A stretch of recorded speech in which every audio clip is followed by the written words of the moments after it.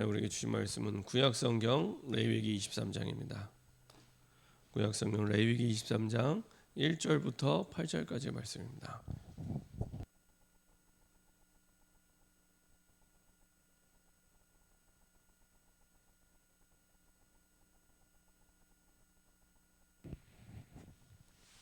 구약성경 레위기 23장 1절부터 8절까지의 말씀입니다.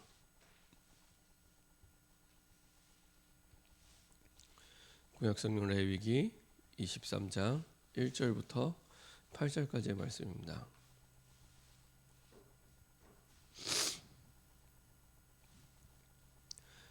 다 같이 한 목소리로 합동하겠습니다. 여호와께서 모세에게 말씀하여 이르시되 이스라엘 자손에게 말하여 이르라. 이것이 나의 절기들이니 너희가 성회로 공포할 여호와의 절기들이니라. 엿새 동안은 일할 것이요 일곱째 날은 쉴 안식일이니 성회의 날이라. 너희는 아무 일도 하지 말라. 이는 너희가 거주하는 각 처에서 지킬 여호와의 안식이니라. 이것이 너희가 그 정한 때에 성회로 공포할 여호와의 절기들이니라. 첫째 달 열나흘날 저녁은 여호와의 유월절이요 이달 15날은 여호와의 무교절이니 이래 동안 너희는 무교병을 먹을 것이요 그 첫날에는 너희가 성회로 모이고 아무 노동도 하지 말지며 너희는 이래 동안 여호와께 화제를 드릴 것이요 일곱째 날에도 성회로 모이고 아무 노동도 하지 말지니라. 아멘. 자, 한번 기도하고 말씀 나누고 하겠습니다. 참 좋으신 하나님 감사드립니다. 우리에게 오직 예수만 유일한 그리스도 되심을 우리의 모든 상황 속에 모든 환경 속에 답으로 붙잡을 수 있도록 축복하심을 감사드립니다. 흔들 수 없는 존재로 그리스도 복음 안에를 불러주셨사오니 우리의 모든 상황 속에 그리스도만이 유일한 답임을, 그리스도만이 유일한 능력임을, 그리스도만이 유일한 하나님이 주신 행복과 축복임을 날마다 임마누엘 속에서 누릴 수 있도록 주님 인도하여 주옵소서.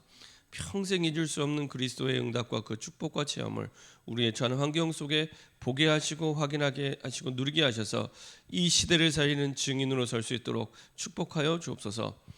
우리 모든 상황 속에서 오직 예수만 유일한 그리스도 되심을 깨닫지 못하고 누리지 못하게 만드는, 전하지 못하게 만드는 모든 불신앙과 흑암의 세력이 권세는 주 예수 그리스도의 능력 이름으로 완전히 결박받고 떠나가게 하시고 우리의 모든 처한 환경 속에 정확한 그리스도 복음을 붙잡고 승리하는 주인공이 될 수 있도록 인도하여 주옵소서. 감사드리며 예수 그리스도의 이름으로 기도합니다. 아멘. 오늘 함께 하는 말씀 제목은 유월절과 무교절 성전입니다. 유월절과 무교절 성전입니다. 저는 이렇게 다락방을 들어가는데 그런 권사님이 계셨습니다. 이분이 이제 여러 가지 가정의 어려움이 있으신 분이었는데요. 워낙 그 남편과의 사이가 안 좋았어요. 물론 이제 그 보고 알고 나서는 그래도 조금 회복이 되는데 그 전에는 뭐 너무 안 좋았어요. 그래서 이분이 이제 여자분이지만 이제 일찍부터 운전을 하셨는데 그 남편은 또 택시 기사입니다. 남편하고 같이 이제 차를 타고 가면은 이제 본인이 운전할 때가 있어요. 네, 한강 다리를 건너가잖아요. 어느 정도 남편이 지련되면은 핸들을 확 꺾어서 같이 물에 빠져 죽을까 이런 생각이 들 만큼 이렇게 남편을 이제 안 좋아하는 그만큼 이제 남편이 이제 힘들게 했겠죠. 근데 그때마다 이제 남매가 있는데 아이들 때문에 자신은 못했다 뭐 이렇게 얘기를 하시더라고요. 그만큼 이제 힘들고 어렵죠. 그 가운데 또 이제 그 첫째가 딸이고 둘째가 아들인데 이제 첫째 딸이 또 이제 그 정신 문제가 와서 굉장히 오랫동안 어려움을 당하는 아마 지금도 조금 어렵지 않을까라는 생각이 들 만큼 굉장히 오랫동안 중학교 때부터 사실은 정신 문제가 생겨서 이제 제가 그때 그 만났을 때가 벌써 그 20대 중반, 그 딸이 20대 중반이었으니까요. 얼마나 오랫동안 그 딸이 참 어려웠겠습니까? 예, 그런 상황이었습니다. 그러니까 얼마나 힘들겠습니까? 남편 때문에도 힘들고 딸 때문에도 힘들고 일단 뭐 아들은 아예 이제 뭐 이제 예배도 안 나오고 근데 결국에 아들은 또 이제 몇 년 있다가 이렇게 불치병이 걸렸어요. 그것도 장가를 갔는데 장가를 간 가서 신혼여행 갔다 와서 딱 발병이 됐어요. 결혼을 하고 신혼여행 갔다 왔는데 몸이 좀 이상해서 병원에 갔는데 이제 불치병이 서서히 이렇게 몸이 좀 굳어가는 그 아들은 이제 좀 많이 방황하면서 많이 놀았던 친구거든요. 근데 몸이 점점 굳어가는. 근데 이제 가정에 대한 책임감이 굉장히 컸던 친구입니다. 그래서 뭐 몸은 점점 굳어가지만 어떻게든지 먹여 살리기 위해서 가족을 이제 막 열심히 일하는. 근데 이제 계속 문제가 와 있는. 그러니까 그 권사님 입장에서는 뭐 너무 답답하죠. 그러니까 정상적인 가족이 없으니까. 그래서 이제 다락방하면서 어떻게 하면 좋겠냐고 그렇게 얘기를 하시더라고요. 하나님이 하셔야 되잖아요. 하나님 하셔야 되는데 어떻게 하면 좋겠습니까? 이렇게 얘기를 하는 가운데 그 말씀을 드렸습니다. 예배를 드리세요. 그 가정의 현장을 피하지 마시고 이 자리에서 예배 드리시면 됩니다. 같이 드릴 사람이 없다는 거예요. 같이 안 드려도 됩니다. 같이 안 드려도 됩니다. 혼자 드리세요. 이 말씀을 드렸어요. 예, 그렇게 했는데 나중에 이제 그 다음 주 또 다락방 가서 이제 또 들어보니까 안 하셨더라고요. 예배 드리시면 됩니다. 어렵고 복잡하게 뭐 안 하셔도 됩니다. 예배 드리세요. 또 그 다음 주 가서 제가 또 말씀드려요. 예배 드리세요. 제가 한 6개월에서 1년 가까이를 그 얘기를 계속했던 것 같습니다. 예배 드리시면 됩니다. 주변에 뭐 남편이 힘들게 했든 자녀가 뭐 좀 어렵든 그거는 이제 주님이 하실 일이고 예배 드리세요. 사실은 문제가 왔을 때 가장 큰 문제가 뭐냐면 문제가 왔는데 답은 하나님께 있잖아요. 다 알아요. 다 아는데 뭐가 안 되냐? 그 현장에서 예배가 안 되는 겁니다. 오늘은 이제 이스라엘 백성들에게 레위기는 줄곧 사실은 예배에 대해서 얘기를 하는 겁니다. 근데 광야 생활을 하는 동안에 그리고 가나안 땅에 들어가서 이스라엘 백성들이 살아가야 되잖아요. 가나안 땅이 사실은 엄밀하게 얘기하면 이스라엘 백성의 땅이 아니잖아요. 그죠? 그 땅 쉽게 얘기하면 땅 문서 주인이 따로 있습니다. 가나안 족속. 그 남의 땅에 들어가서 살아가야 되는 거잖아요. 이쪽에서는 노예로 살다가 광야에서 40년을 살다가 이제는 또 남의 땅에 들어가서 물론 모든 땅의 주인은 하나님이신데 들어가야 살아야 되는데 다시는 이런 430년의 이 노예 생활 하면 안 되잖아요. 그래서 하나님께서 주신 방법이 뭐냐면 예배였습니다. 그래서 아예 광야 생활하는 동안에 이 예배가 뿌리내릴 수 있도록 계속 예배에 대해서 너무 자세히 얘기하셔도 너무 자세히 얘기하세요. 그렇죠? 이 전능하신 하나님이 지구를 먼지처럼 보시는 하나님이 첫째 날에는 어떻게 하고 뭐 일곱째 날에는 어떻게 하고 뭐 7일 동안은 뭐 하고 저는 이 얘기를 보면서 아이고 참 전능하신 하나님이 뭘 이렇게 자세히 세밀하게 말씀하시나라는 생각이 들 만큼 아주 세밀하게 딱 사람의 눈높이에 알아듣도록 아주 세밀하게 말씀하십니다. 이게 하나님의 마음이구나. 다른 방법 찾지 말고 이스라엘 백성들에게 하나님 백성들에게 예배드리도록. 그래서 오늘 말씀 보면은 여호와께서 모세에게 말씀하여 이르시되 이스라엘 자손에게 말하여 이르라. 저 권유나 이 설명이 아닙니다. 이르라. 이것이 나의 절기들이니 너희가 성회로 공포할 여호와의 절기니라. 여호와의 절기들이라. 성회로 공포할. 성회는 거룩한 모임인데 구별된 모임이죠. 엿새 동안은 일할 것이요 일곱째 날은 쉴 안식일이니 성회의 날이라. 거룩하게 구별해서 모이는 날이라. 너희는 아무 일도 하지 말라. 이는 너희가 거주하는 각 처에서 지킬 여호와의 안식일이니. 아니 광야가 어떤 땅입니까? 풀 한 폭이 나지 않는 정말 하나님이 주시는 만나와 메추라기 아니면은 당장 굶어 죽을 수밖에 없는 그런 땅입니다. 사실은. 근데 일하지 말래요. 일곱째 날은. 그리고 성회로 구별해서 거룩하게 해서 구별해서 모이랍니다. 그렇죠? 여기 다시 말하면은 우선순위를 얘기합니다. 먹고 사는 게 바쁘고 힘들고 어려울지라도 하나님이 약속하신 그날에 그렇죠? 성회로 거룩하게 구별해서 모이라는 겁니다. 그럼 모임을 어떻게 먹고 살게 되겠습니까? 그럼 나머지는 하나님이 완전히 책임지시는 거죠. 그래서 아예 날을 구별하고요, 시간을 구별하고 절기를 구별해서 사실은 이제 여호와의 절기라고, 여호와의 안식일이라고 딱 구분해놨습니다. 그날은 네 날이 아니라 여호와의 날이라, 여호와의 절기라, 여호와의 기념일이라. 그렇게 기념일을 만들고 절기를 만들고 날을 만든 거는 사실은 가장 중요하기 때문에 지키라는 겁니다.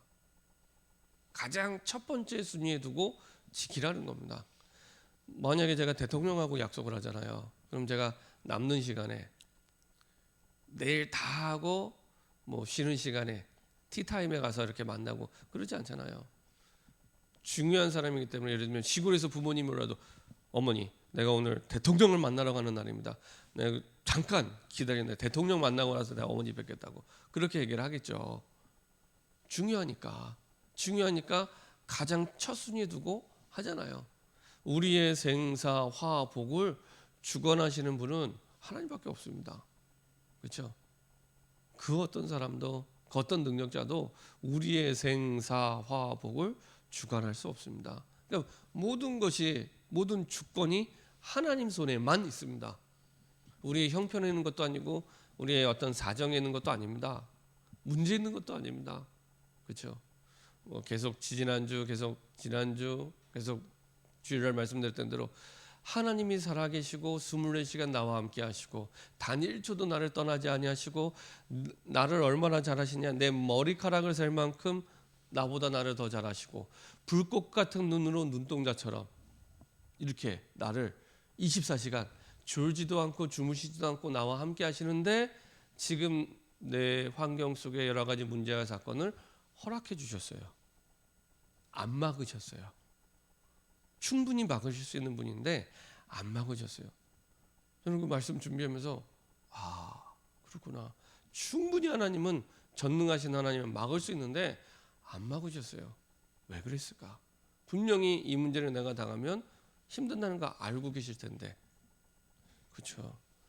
그럼 이제 하나님께 물어보고 하나님께 답을 찾아야 됩니다. 그래서 끊임없이 하나님은 항상 한 가지만 얘기합니다. 구원받은 하나님의 자녀에게 임마누엘은 모든 것입니다. 그 임마를 어떻게 누리냐? 예배를 통해서 누리는 겁니다. 근데 진짜 예배 드리려고 하니 내가 오랫동안 황폐한 가운데 있기 때문에 잘 안 되는 거예요. 혼자 있는 시간에, 빈 시간에 잘 안 되는 게, 그게 사실은 문제 중에 가장 큰 문제입니다. 구원받은 하나님의 백성이 받은 평생의 문제 가운데 가장 큰 문제요, 가장 중요한 문제입니다. 다른 게 문제가 아니에요. 절대로 외부에서 오는 문제가 아닙니다. 그렇죠? 하나님께서 구별하신 날에, 그래서 여호와의 절기라, 여호와의 안식일이라 이렇게까지 말씀하셨음에도 불구하고 날을 구분하고 절기를 구분하고, 사실 오늘 제목이 유월절과 무교절인데, 유월절은 아까 우리가 보았던 말씀대로 첫째 달 14째 날인데 그때부터 7일 동안 무교병을 먹습니다. 누룩이 안 들어간 빵을 먹는데 그 일주일 동안을 이제 무교절이라고 얘기를 합니다. 그래서 거의 유교절, 유월절, 무교절 이제 거의 같은 기간의 내용인데요. 이거를 왜 이렇게 말씀하셨냐? 너희가 출애굽할 수 있었던 그 방법, 그 내용, 그렇죠? 그 잊지 말라는 겁니다. 유월절 그 어린 양의 피로 말미암아 출애굽했잖아요. 430년의 저주 재앙이 그 유월절 어린 양의 피로, 이스라엘 사람의 노력으로 끝난 게 아니라 유월절 어린 양의 그 피로 끝났습니다. 그럼 내게 와 있는 문제가 언제 끝나겠습니까? 복음으로만 끝나겠죠. 똑같습니다. 그래서 하나님 앞에서 내가 복음을 누릴 때 안 보이던 길이 보이기 시작하고요, 안 보이던 답이 보이기 시작하고요. 그렇죠? 그래서 하나님이 예비하신 그 답이 우리에게 와 있는 문제 사건보다 훨씬 중요하고 좋은 답이 있기 때문에 예배의 축복을 누리라고 변함없이 계속 말씀합니다. 그래서 사단의 제1순위 딱 하나 방해합니다. 막 좋은 일도 막 그 일어나면서 딱 하나만 예배만 못 드리게. 저는 이제 말씀드렸잖아요. 제가 그 미얀마 사람들 다락방을 하는데 이 친구들이 이제 건설 현장에 노동자로 온 친구들입니다. 그래서 이제 주중에 다락방을 하고 다락방에 한 대여섯 명 모였는데요. 다락방 하고 이제 주일날 예배 드리자. 그 차량 운행하는 집사님께 말씀드려서 차 보내주겠다. 너희들 사는 그 아파트 앞에 나와 있어라. 그리고 제가 이제 그 차량 운행한 집사님께 부탁드려서 시간에 갔더니 아무도 한 놈도 안 나와 있어요. 한 명도.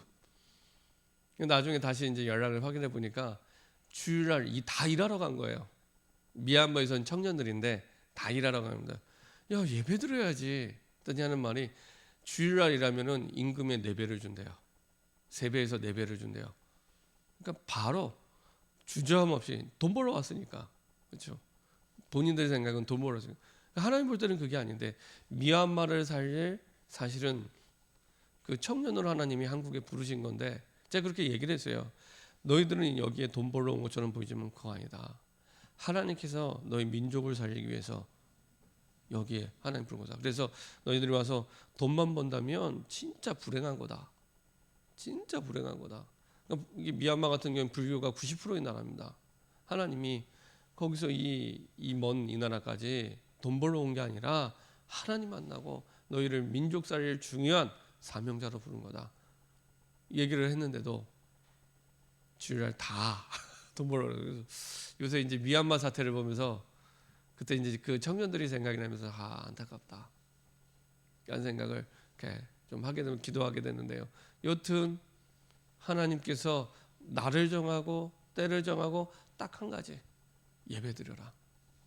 예배의 축복을 누리도록 말씀하고 계십니다. 반드시 복음 안에 있는 참된 안식을 하나님은 누리게 하시려고 모든 걸 준비하고 기다리고 계시고요. 내가 만든 잠깐의 편안함이 아니라 하나님이 주시는 참된 안식. 그래서 오랫동안 나도 모르게 갖고 있었던 내 영혼 속 깊은 곳에 각인되고 뿌리 내리고 체질됐던 잘못되는 것들을 바꾸고 치유하고 회복하는 그 하나님의 역사. 이것이 예배 때 일어나는 일입니다. 그래서 예배 시간에 우리의 미래가 바뀌기 시작하고요. 예배 시간에 하나님의 중요한 응답이 시작됩니다. 그러니까 그 시간이냐? 예배 시간에. 특별히 코로나 때문에 혼자 있는 시간이 많아요. 혼자 있는 시간, 빈 시간에 하나님 앞에 예배 드릴 때. 그래서 예배 드리는 게 너무 좋고 예배 드리는 게 힘이 나고 행복하고 이게 창세기 1장 27절에 하나님의 형상 가진 사람에게 지극히 정상적인 일입니다. 특별한 일이 아니고요. 지극히 정상적인 일. 우리의 존재 자체가 하나님의 형상대로 지음받았기 때문에. 그렇죠. 근데 이게 어려운 일이 됐어요. 그만큼 내 영혼과 생각과 마음이 하나님과 멀리 떨어져 있고 황폐해 있는 겁니다. 우리는 그거 모르고 그냥 살아가거든요.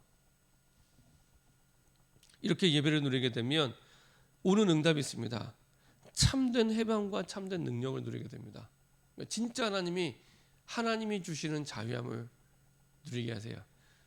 요한복음 8장에 있는 말씀대로 진리를 알지니 진리가 너희를 자유케 하리라. 이건 복음 안에서 예배를 누린 사람에게 주신 언약입니다.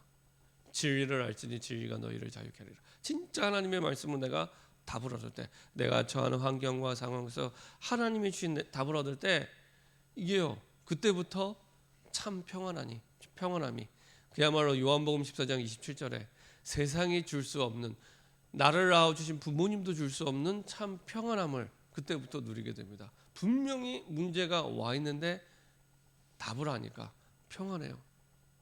그렇죠? 학교 다닐 때 시험 문제를 받아도 정확한 답을 내가 알고 있으면 그 시험 문제가요 문제처럼 느껴지지 않습니다. 뭐 답 쓰면 되니까. 그렇죠? 근데 답을 모르면 힘들겠죠. 그럼 답을 알게 되니까 문제가 왔는데 괜찮아요. 괜찮은 정도가 아니라 그 안에 더 중요한 하나님의 놀라운 계획들을 보게 되고 하나님의 능력을 체험하게 됩니다. 이게 예배 속에서 양의 피를 바른 날 완전히 그 누구도 할 수 없었던 430년의 그 노예 해방됐던 것처럼 흑암과 혼돈과 공허 속에 있던 내 마음과 내 생각 여기서 딱 빠져나오게 됩니다. 그렇죠? 생각만 바르게 해도 중요한 응답이 시작되는데 거의 잘못된 생각, 잘못된 선택을 하게 되거든요. 그 틀 속에서 오래된 각인뿌리 체질의 틀 속에서 잘못된 생각과 선택을 하게 됩니다. 여기서 이제 빠져나오게 됩니다. 그리고 참된 해방, 참된 능력 그 속에서 누리게 되죠. 그래서 계속 걸어갈 광야길에서 모든 것을 뚫고 나가는 참된 능력을 그때부터 소유하게 되고 누리게 됩니다. 근데 중요한 건 이 모든 축복이 예배 속에 있습니다. 그래서요, 이렇게 복잡하게 생각 안 하셔도 됩니다. 문제가 왔다, 어려움이 왔다, 무조건 뒤돌아지 말고, 하나님이 나를 너무 보고 싶어 하시는구나. 내가 지금 있는 자리에서 예배를 시작해야겠다. 시작하시면 됩니다. 그러면요, 문제가 왔는데 정말로 아무것도 문제되지 않습니다. 그 속에서 하나님이 일하기 시작하고 안 보이던 길이 보이기 시작하고 답이 보이기 시작하고 이제는 다른 사람을 살리는, 나와 같은 환경에 처한 사람을 살리는 증인으로 하나님 서게 하십니다. 이 시대에 사실 우리와 똑같은 문제를 겪고 있는 사람이 너무 많거든요. 그 사람들에게 정말로 증인의 고백으로 복음 전할 수 있도록 하나님이 문을 열어주시고 인도해 주십니다. 결론입니다. 정말로 어떤 상황이 와도 그 현장에서 예배드릴 수 있다. 기도를 넘어서 예배드릴 수 있다. 사실은 끝입니다. 그 시간에 우리의 미래가 바뀌는 시간이고요. 우리 모든 것들이 다 바뀌는 시간입니다. 이거는 내가 가서 막 문제를 해결할 그때가 아니고요. 하나님 앞에 내가 정말로 예배드릴 때 그걸로 끝입니다. 그걸로 끝입니다. 돈 문제가 왔는데 돈으로 해결하는 게 아닙니다. 자식 문제가 왔는데 자식을 통해서 해결하는 게 아닙니다. 그렇죠? 불신자도 그렇게 해결하잖아요. 그럼 예수 믿을 필요 없습니다. 그렇죠? 그걸로 해결하는 게 아닙니다. 하나님 앞에 예배 속에서 해결하는 겁니다. 그 안에서 모든 응답과 비밀, 그것도 그냥 예배가 아니라 이제는 하나님이 원하시는 게 뭡니까? 조금 참고하시고 주의할 것은 내 생각을 완전히 내려놓으셔야 됩니다. 기도할 때, 예배드릴 때 내 생각을 꽉 붙잡고 드리면은 그 틀에서 또 못 빠져나와요. 예배를 드리는데, 기도하는데 예배 드리려고 앉아 있는데 거기에 딱 잡혀 있습니다. 그래서 복잡한 내 생각, 분주한 마음 다 내려놓고 하나님이 원하시는 게 뭡니까? 그 질문만 하셔도 됩니다. 조금 힘이 있으신 분들은 그 속에서 하나님의 전도 계획을 붙잡은다면 이보다 더 좋을 수는 없겠죠. 최고의 계획을 붙잡게 되는 겁니다. 그러면 역사는 누가 하시냐? 하나님이 하십니다. 마태복음 6장 31절 33절에 있는 말씀대로, 그렇죠? 뭐라고 말씀하십니까? 먼저 그의 나라와 그의 일을 구하라. 그리하면 이 모든 것을 너희에게 더하시리라. 그렇죠? 이 모든 것을. 그 말은 이 모든 것이 다 준비되어 있습니다. 내가 지금 모를 뿐 준비되어 있습니다. 근데 먼저 우리의 우선순위를 하나님 앞에 예배 속에 드리는 저와 여러분 되길 소원합니다. 그러면 일은 하나님이 시작하시고 하나님이 인도하십니다. 이렇게 응답받는 저와 여러분 되기를 소원합니다. 합심해서 한번 기도하겠습니다. 하나님, 우리의 모든 상황 속에서, 모든 환경 속에서 하나님 앞에 예배가 시작되게 허락하여 주옵소서. 하나님이 원하시는 뜻이 무엇인지, 하나님이 원하시는 계획이 무엇인지 말씀을 통해서 깨닫게 하시고 하나님 주신 언약을 붙잡은 예배, 언약을 붙잡고 기도하게 하시고 언약을 붙잡고 예배드리는 참된 응답 속으로 들어가게 허락하여 주시옵소서. 합심해서 한번